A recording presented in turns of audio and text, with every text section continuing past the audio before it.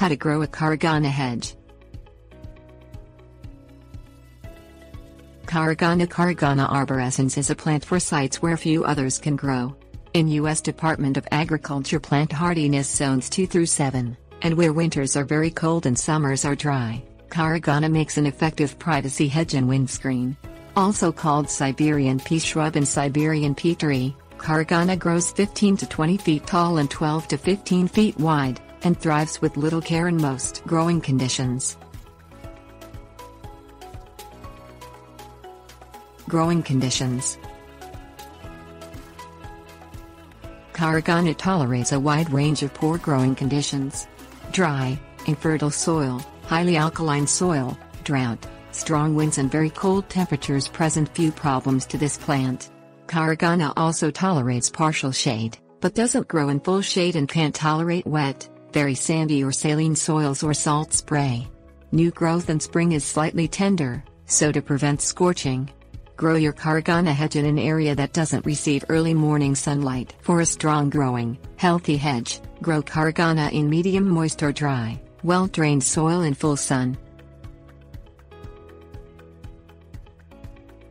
Caragana Care. An established Caragana hedge needs very little care. Space Caragana plants 5 feet apart to create a hedge, and plant them at the same depth they were growing in their containers. Water your Caragana hedge when the soil is dry to a depth of 2 inches for the first growing season. Caragana extracts nitrogen from the air and fixes it in its roots, so your hedge doesn't need a chemical or organic fertilizer to grow healthily. Hedge trimming.